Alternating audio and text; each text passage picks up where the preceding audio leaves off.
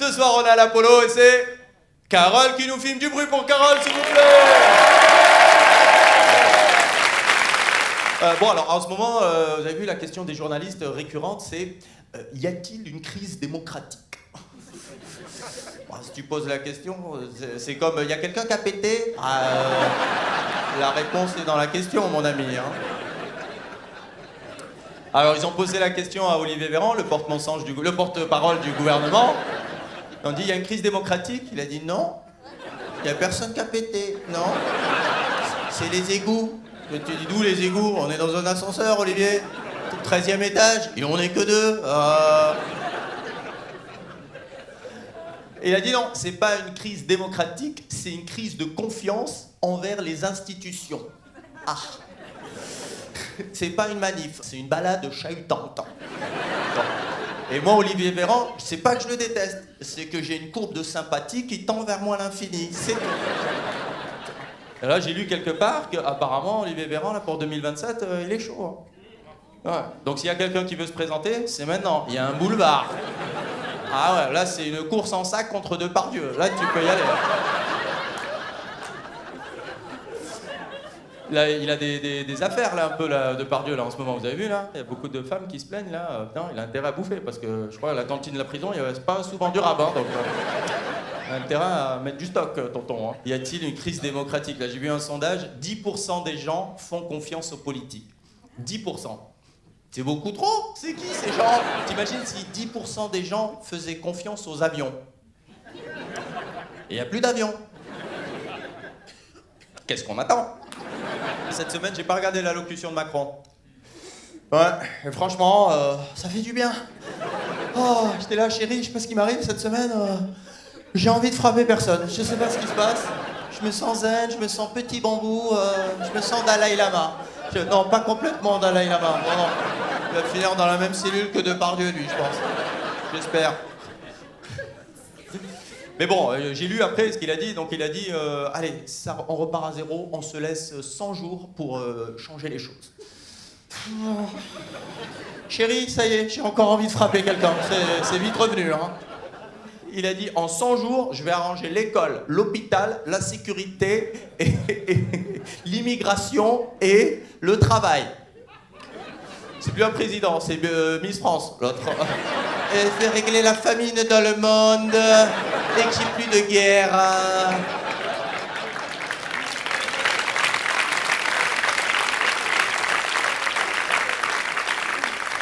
Du coup, ça y est, vous l'avez vu, il est parti en tournée, là, il est partout, là.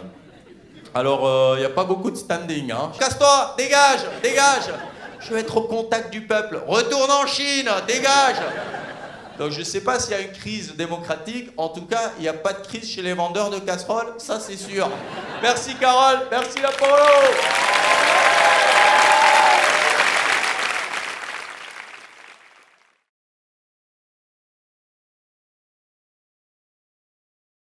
Allez, c'est la semaine de Naïm. Ce soir, on est à Annecy. Annecy, vous êtes là?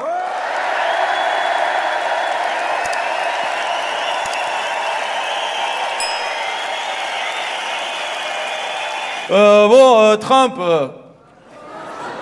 je comprends plus, moi. Soit c'est un escroc de génie, soit c'est le fou du village. C'est pas loin, hein, parce que t'enlèves le costume, tu le fous sur le parvis d'une église avec une Cronenbourg, tu changes pas les phrases, c'est le fou du village. Attention! Je vais mettre des droits de douane de 30% sur une île où il n'y a que des pingouins. Oh là, il est reparti, ça y est. Les Chinois, ils vont me lécher le cul. Oh, Donald, arrête, il y a des gosses, là. Il n'y a plus assez de pression dans les pommeaux de douche. Mais qu'est-ce qu'il raconte? Bon, file-lui 2 balles, là. Eh, merci, je vais placer ça en bourse. À moi les milliards. Ah, cette mèche. Ah. Alors, tout le monde est là. Bon, on ne sait pas ce qui se passe. Qu'est-ce qui va se passer? Comment ça va finir? Tonton, il a une petite idée, hein.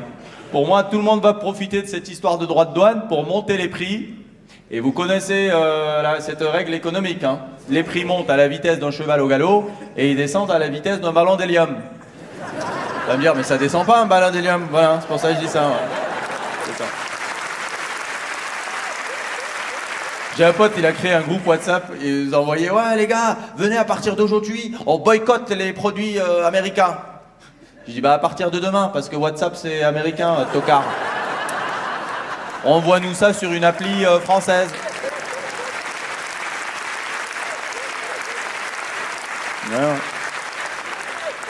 Envoie-nous ça sur une appli française.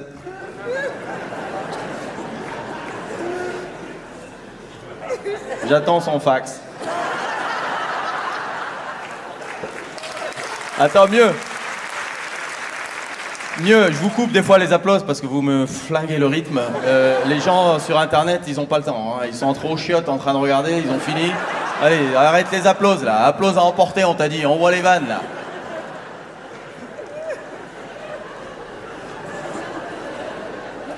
Il y a mieux, j'ai une copine, elle m'a dit j'annule mes vacances en Arizona. Je lui ai dit pourquoi faire? Elle m'a dit pour punir les États-Unis. Je lui ai dit ah bon? Bah c'est toi qui vas passer du Grand Canyon à la Grande Motte, hein. T'es sûr c'est les États-Unis qui sont punis? Et elle me dit il faut flinguer leur économie. Je lui ai dit bah fais un duo avec Bruno Le Maire, il est plutôt compétent là-dedans lui.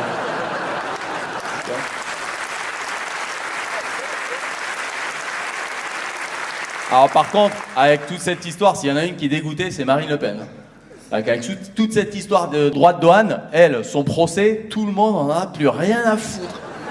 Elle est là, oh, mais enfin, la justice n'est pas démocratique. Mais qui arrête, tata, ils vont mettre Netflix à 50 balles, qu'est-ce qu'on a à foutre de ta justice, là?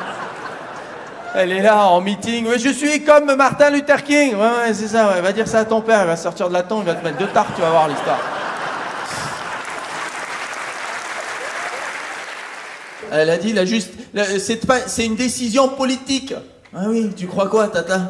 DSK, il est tombé 5 minutes avant d'être président. Alors que ça faisait 25 ans, il a farfouillé l'équivalent du Val d'Oise. Mais non, il est tombé 5 minutes avant. 5 minutes avant. Tu crois quoi? L'autre, François Fillon, vous vous rappelez, lui, il est tombé à cause d'un costume. La loose. Putain, c'est cheap. C'est le AliExpress du scandale politique, François Fillon. Il reste là à se dire sans déconner pour un costume. Putain, je l'ai pas vu venir, ça là. Un costume, j'aurais dû farfouiller l'équivalent du Val d'Oise à ce prix-là, quoi. Qui c'est qui l'a fait tomber? Bon, bah, soit c'est Macron. J'ai fini ma phrase. Ah, qui tu veux que ce soit? Jean Lassalle? Hein?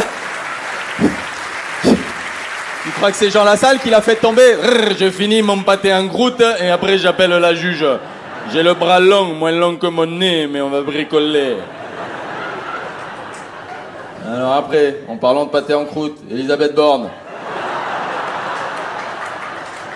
La Peugeot 404. Ah ben elle a fait une dernière sortie de piste là avant la fourrière. Elle a dit, texto, les enfants doivent penser à leur avenir professionnel dès la maternelle. Et ouais, parce qu'elle, à la maternelle, déjà, elle avait 55 ans, elle. Hein. Ah ouais, l'autre, en petite section, elle était déjà rouillée, la Peugeot 404. Hein. Les gosses, ils faisaient la marelle, elle était là, qui veut faire une belote? Oh là là. Ah ouais, à la maternité, ils ont dû halluciner. C'est un garçon, c'est une fille? Ben non, c'est une mamie, je sais pas ce qui s'est passé. Et puis, il n'y a pas de cœur, c'est une mamie robot. C'est très spécial, hein, votre délire, là. Hein. Je te jure, tu la vois jeune, Elisabeth Borne? Elle n'a jamais été jeune. À 12 ans, elle avait des posters d'André Rieu. J'ai accroché tellement ça m'a... Non, sérieux, moi, si j'ai un message à faire passer à l'éducation, arrêtez de mettre la pression aux gosses, quoi. Moi j'ai décidé très tard ce que je voulais faire dans la vie. Hein. Je me rappelle, la conseillère d'orientation, en 3e, là. Elle était là, alors, tu veux faire quoi plus tard? C'est toi, tu veux faire quoi plus tard? Parce que tu m'as pas l'air bien du tout, hein. Parce que moi, dans 5 ans, je sais pas où je serai, mais toi, j'ai l'impression que tu seras au bout d'une corde. Donc, je sais pas qui t'a conseillé d'être conseillère d'orientation, mais c'était pas un bon conseiller. Et visiblement, il t'a transmis son savoir-faire. Merci Grenoble, à bientôt. Merci les gars. Yes, c'est bon. Allez, cette semaine, on est au grand point virgule et c'est Farida qui nous filme du bruit pour Farida, s'il vous plaît. Des proches disaient, il vaut mieux se taire et passer pour un con plutôt que de parler et de laisser aucun doute là-dessus. Et cette semaine, Darmanin, il a beaucoup parlé. Vous avez vu, ils ont arrêté des militants écolos. Selon Darmanin, ils ont arrêté des éco-terroristes. Tu te la racontes un peu, tonton. Aux États-Unis, ils ont arrêté Ben Laden, toi t'as arrêté Benoît Ladan. C'est pas 45 ans, prof de bio, abonné à Betrave Magazine. C'est pas de juste protéger la planète. Même les autres ministres, ils ont dit Gérald, éco-terroriste. Il a dit ouais, c'est une bonne idée, hein. C'est de la merde, Gérald. Ah bon? Ah ouais. Non, je me disais non parce qu'au début, je voulais dire nous sommes en guerre contre les betteraves, mais c'était déjà pris quoi. C'était ouais, mais Gérald, si tu veux briller, tu vas dans le banlieue et tu t'attaques au trafic de drogue. Je préfère les betteraves, en fait. Pour moi, Darmanin, c'est Sarkozy, mais pas fini. Sarkozy prématuré. La sage-femme a dit tenez, mais il passera pas l'hiver. Hein. Ouais. Hein? Parce que Sarkozy, c'est Vegeta, Darmanin, c'est Krillin. À chaque épisode, c'est le premier qui se fait défoncer, quoi. Là, concernant l'immigration, il a sorti texto cette phrase. Je vais être gentil avec les gentils et méchant avec les méchants.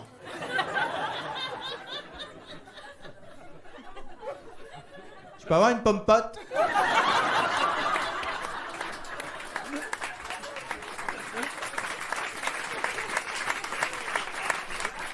Et donc il a dit, bon, je veux faire une loi pour régulariser les sans-papiers qui travaillent dans les métiers en tension. Et dès que ces métiers ne sont plus en tension, ils repartent chez eux. Et quoi? Il dit, bah oui, ils repartent chez eux. Au début, je voulais dire qu'ils retournent en Afrique, mais c'était déjà pris.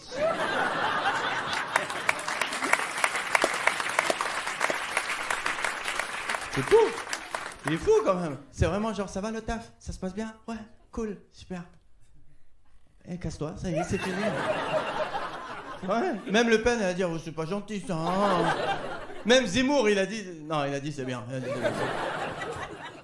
L'hôpital, par exemple, l'hôpital c'est chaud, hein. Tout le monde se barre, hein. Tu m'étonnes. Pendant 2 mois, nous on a fait ça. Après, le gouvernement, ils ont fait ça. Voilà.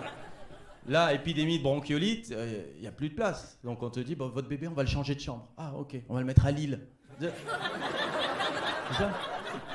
Excusez-moi, je suis un peu fatigué, j'ai entendu Lille. Ouais, c'est ça, Lille. Ah, d'accord. Parce qu'on est bien à Perpignan, là, excusez-moi. Je suis un peu fatigué. Ouais, non, vous inquiétez pas, on est en partenariat avec Amazon, ça ouais. Non, c'est bon. Voilà. Ne vous inquiétez pas. Parce que on vient de changer. Avant, on bossait avec la Poste. Ouais. Les bébés, ils arrivaient, ils avaient une moustache. C'était compliqué. C'était compliqué. T'arrives pour une bronchiolite, tu repars avec un cancer de la prostate, c'est chaud. Non, c'était compliqué. Alors, bronchiolite, c'est chaud. Hein. Moi, mes filles, elles en faisaient souvent. On les amenait chez le kiné. Et ça se fait plus, ça, maintenant. Vous allez voir pourquoi. Parce que le kiné, il apprend, il a plié en 2. Puis un bébé, c'est une calzone. Et il ose cette phrase. Elle n'a pas mal. Hein. Bah oui, j'imagine bien qu'elle n'a pas mal. Elle est en 2 morceaux. Donc, il n'y a plus de nerfs, en fait. Donc, c'est normal. Hein. Il dit non, c'est pas de la douleur, c'est de la gêne. C'est de la gêne. Ah ouais, c'est de la gêne. Je vais te mettre une grosse patate. Et ça va être très gênant. Merci Farida, merci Grand Point Virgule.